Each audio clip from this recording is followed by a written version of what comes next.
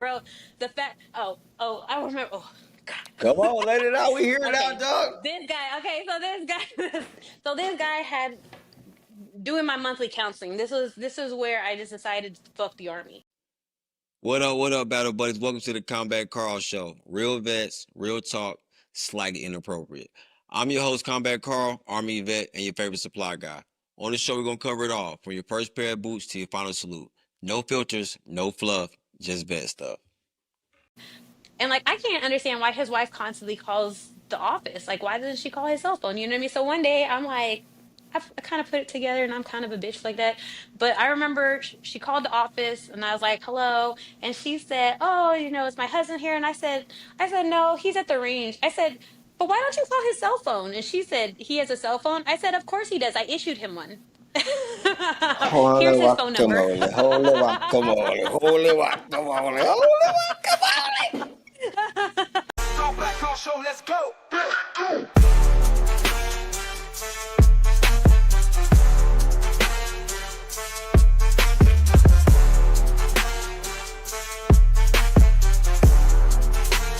Show, let's go.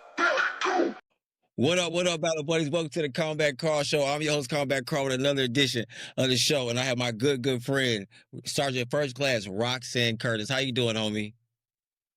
I'm doing great. How are I'm you? good. I'm good. I'm so glad you came by the show today.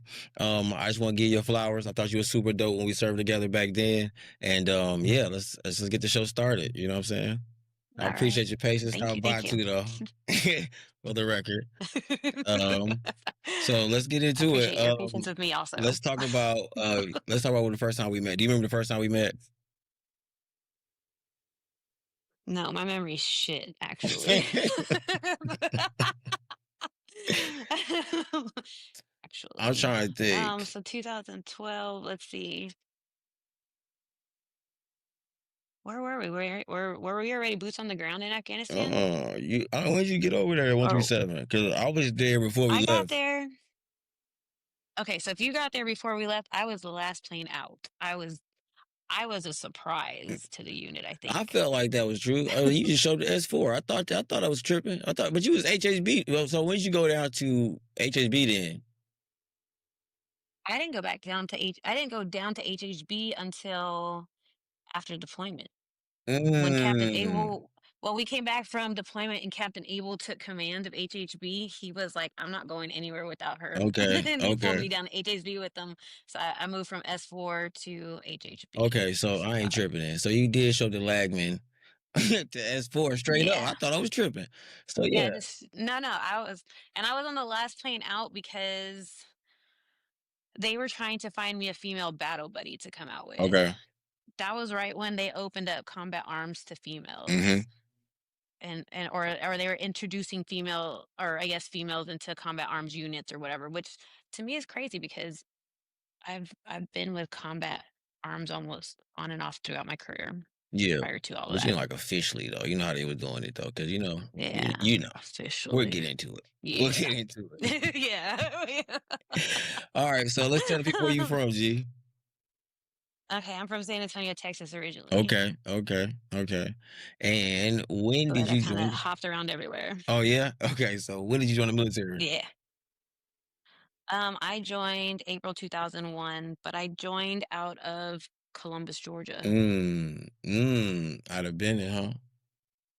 Is it still Yeah. called Benin? I don't know what it's called. It doesn't matter. All right. No, they call it something So different up here. what year was that though? Respectfully, what year did you join though? 2001, 2001. You April 12th, 2001. April 12, 2001. Yeah. Woo! Shit. I was the I was what recruiters called gifts from God. I I was in a weird spot in my life and walked into a recruiting station. I was like, "How fast can you get me the fuck out of here?" He was Mhm. like, "How fast do you need to be gone?" I was like, "If you don't catch me by my 21st birthday, you'll never get me." Yeah. Okay. So how fast they got you out of there? I think it was about 2 weeks. Two Okay. weeks from walking into a recruiting station and taking the practice test to taking a job and being out of there. Okay. Let me ask you this then. So you joined in April. That means May, June, July, August, and then September 11th. Where were you when that happened? I was in San Antonio, Texas on hometown recruiting. Mm-hmm. Right. That after that little 2 weeks after all your basic and your AIT training and everything else that they give you. Yeah, September 11th happened. I woke up. I was woken up drunk. I was still drunk from the night before. And it was a surreal morning. It was very, very surreal between my grandmother woke me up and she was like, they bombed the Pentagon. And I was like, nobody's that fucking stupid, grandma. And she was like, no, no, it's on the TV. And then I was like, no. I was like, I'm going back to bed. I think I'm gonna throw up. Mm-hmm. I went back to sleep for like, I don't know, maybe 3 minutes. And then my mom called the house and she was like, they just bombed the Twin Towers. The towers are falling. And my grandma turned on the TV in the room that I was in. And I remember sitting up in bed being like, this is a terrible movie. This is like a terrible, like whatever's happening. I don't understand what's happening right now. Like I was drunk. I was after I watched the second tower fall, Mm-hmm. I remember thinking like, I don't know what to do now. Like I don't know what to do now. So I remember calling Fort Benning, which was my first duty station. I remember calling the headquarters and being like, "What do I do? Do I need to come back early?" And the lady that answered the phone, I remember her telling me, she said, "Baby, if you're going to war, we'll deploy you when you get here. Enjoy your family for now. Report on your report date." I said, "Yes, ma'am." And I reported to Fort Benning, Georgia, September 20th. Mm. So so that time between September 11th to September 20th was just all plans and preparations, getting my whole world in order because I had my oldest daughter at the time. She was two Mm-hmm. and a half. So, it was a matter of like, well, I guess I can't take her with me. I don't know what's about to happen. My assumption was that I was going to deploy immediately because I was going to third ID. Mm-hmm. For sure. And, I went to third ID. We'll talk about third ID later. We'll talk about third ID later. All right. Okay. So growing up though, what did you want to be as a kid? I wanted to be a lawyer. Mm. I love to argue with people. I love being right. Right. And also too, like growing up, um, I think I was like a bully's bully. I kinda fucked with people who fucked with other people, like, because I think I was a sweet child. Mm-hmm. But maybe not. Other people might have different opinions. Mm-hmm.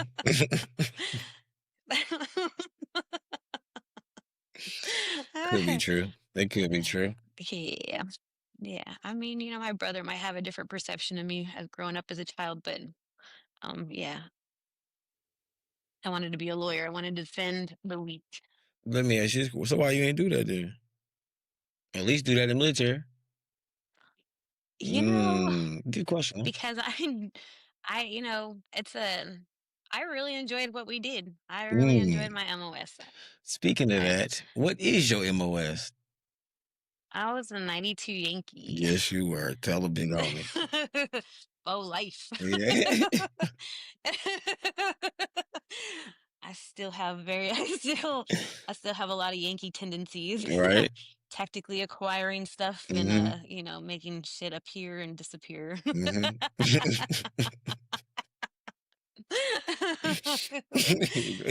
Yeah.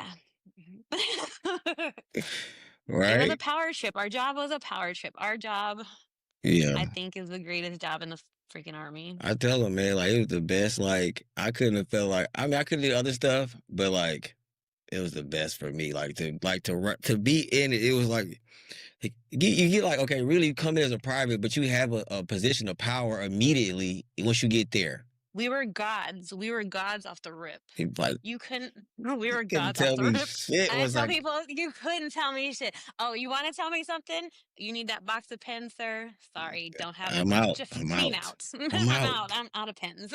So no, them Sorry. for first are Commander want those. I'm so sorry. You can't have those. Right, right. Like that's the commander's supply. Yeah.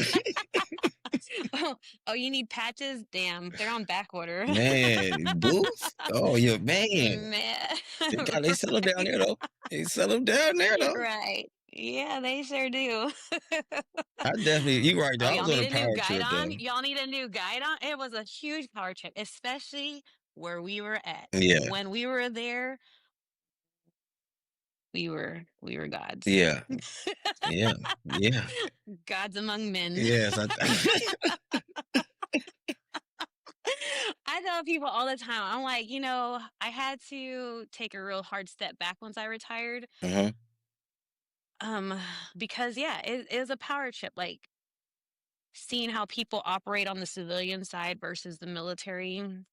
I was like, brother, I might have to take a step back out of leadership because I'm gonna hurt somebody's feelings. hmm I think, oh my God, that transition. I think the one thing I miss is when I walk outside them fucking doors and I say, I need 10. And everybody better motherfucking get to running. Do you hear me? That is the Right. It's power. It was such power. Listen, listen. you're like, There's just so many stories I could tell. Just like, yeah, I need five. I need a detail. I I need, need some help yeah, for other people falling over you, tripping over shit, yeah, pushing people down just to get to the supply room first yeah. because, They want to get the hell out of there because they really want to get the hell out of work anyway because they know it's cool in here. right, They know it's cool in here. right. We got the snacks. We're gonna bullshit for a little bit. We're gonna kiki it up a little, before Right, we actually do some real work. right. But we gonna We work. were But we we got were where we wanted to. We were little gonna grace, work. a little grace for his Right, time. we But do. Yeah, yeah, yeah. because we were above the law.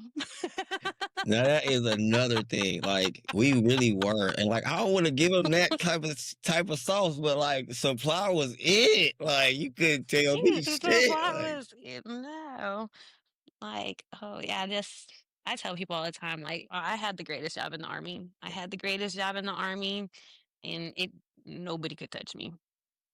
And knowledge was power. that's what I was gonna If say you were, next. if you had all of the DAs and the ARs and all the regulations and Hams manuals and and all that shit, if you knew that stuff, nobody could touch you. no one. Mm-mm. I remember officers, commanders telling me, the only reason why you could talk to people the way you do is because you're good at your job. Yes, that's exactly why I can fucking talk to people the way I fucking do, sir. So why are you bothering me? Why are you in my office? Right, right, man. Why? What's your problem? What's your problem? Did I not get your shit done? Right. Like give me a little uh, bit, bro. I just have to like negotiate with them. I'm not gonna make it to PT, okay? But I'm gonna get all this stuff done. You got a overload of crap you need me to fix, bro. I'm gonna be there. my platoon sergeants hated me because they'd be like trying to call me out of formation. Listen, the commander and the X already know where I'm at. Why are you calling? Oh, What's don't your problem? light me up like they don't know where I'm at. I called you this morning. All right, called you this morning in the meeting. We think I was in the meeting? I'm still in my One office. no show. One Yeah, pal, no show. He's in his office.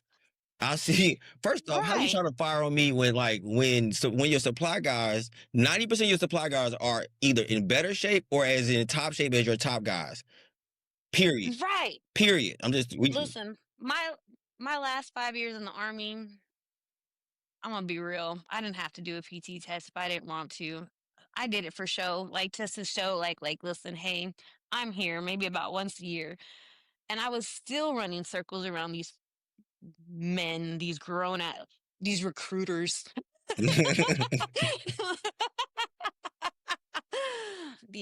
Yeah. I was like, brother, y'all can't touch my PT score.